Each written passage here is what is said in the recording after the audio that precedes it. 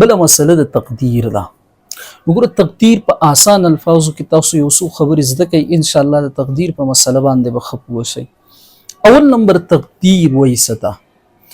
نو تقدیر دا د علم الهي نوم دی، او دا خبره یاد ساتئ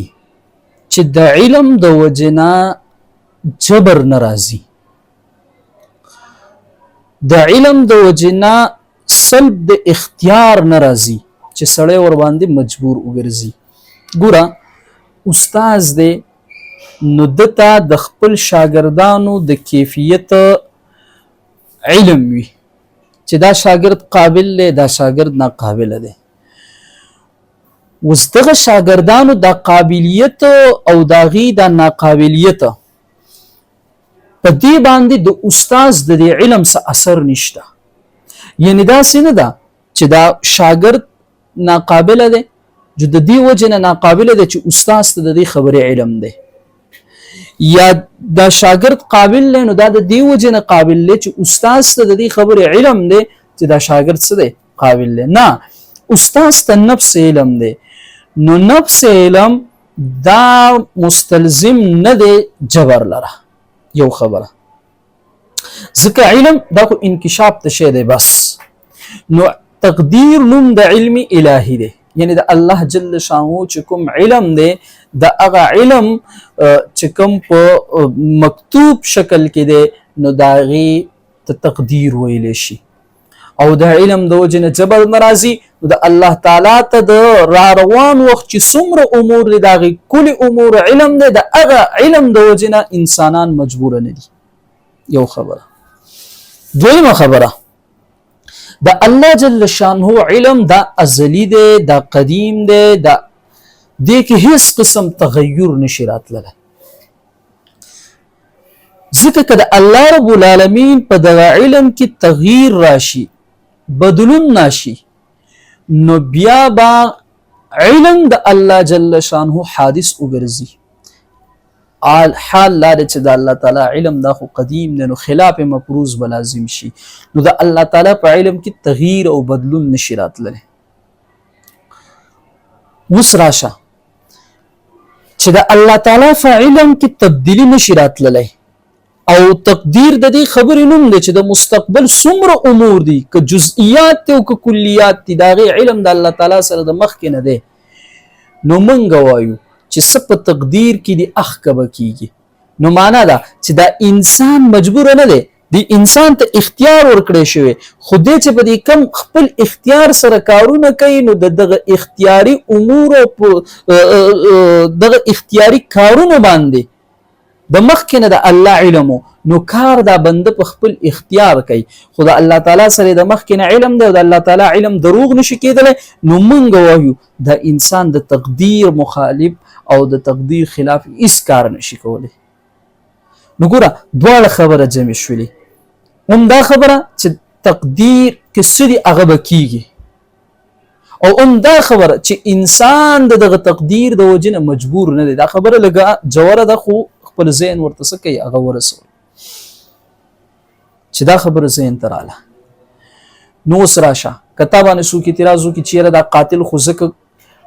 قتل وکړو چې د الله تعالی د په تقدیر کې لیکلی، نو وایي نه، دا قتل د په خپل اختیار سره وکړو.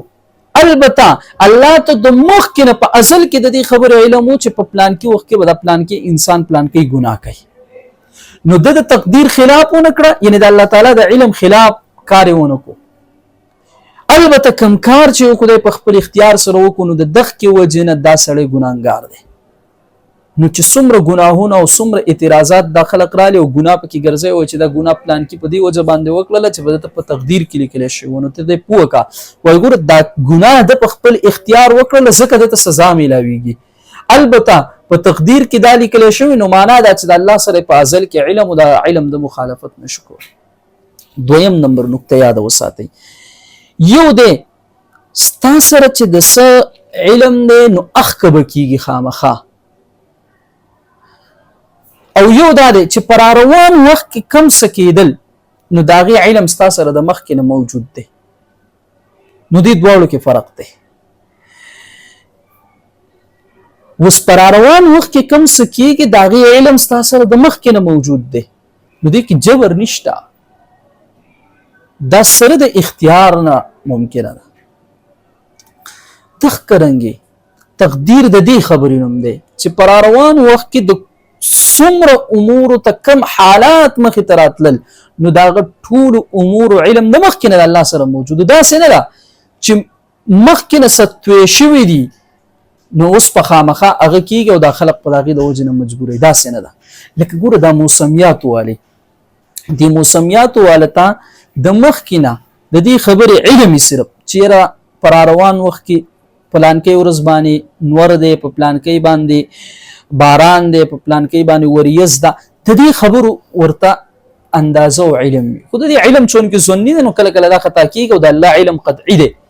نو دلته تشبیه نشته دی څه نشته دی نه مثل شته او نه څه شته تشبیه شته خو صرف د افهام دپاره دا مثال وایو التشبیه او مثل کې فرق ان شاء الله دا به تاسو ته یاد وي ځکه موږ کړی وو بهر کې دومره اوس یاد ساته چې د دې موسمیاتو والا ته علم دی د روان وخت نو اوس پر روان وخت کې باران وشو موږ داسې نه جوړلی چې یاره دا باران ځکه وشو چې موسمیاتو والا د مخکې نه دا ویلي او د هغې د مخکې نه توی کړي نه هغې د مخکې نه توی کړی نه ده بلکې هغې صرف دومره پیشنګویي ورکړله د هغې سره د راروان و علم نو دغ کرنګې د الله تعالی سره د راروان وخت علم د مخکې نه موجودو خو الله جل شانه علم هغه قطعي ده نو د هغې خلاف نشي کېدلی نو چې څه کېږي د الله تعالی د علم مطابق کېږي په خبره باندې ورسېدلی دا مختصر انداز کې چې ستاسو په ذهن کې دا خبره کېناسته د تقدیر متعلق چې څومره اعتراضات دی هغه به حل شي اوس هلکه تقدیر په دعا سره بدلیږي که نه بدلیږي نو دا بیا یو تفصیلي موضوع ده انشاءالله دا بله ورځ بیا ووایو خو دا مختصر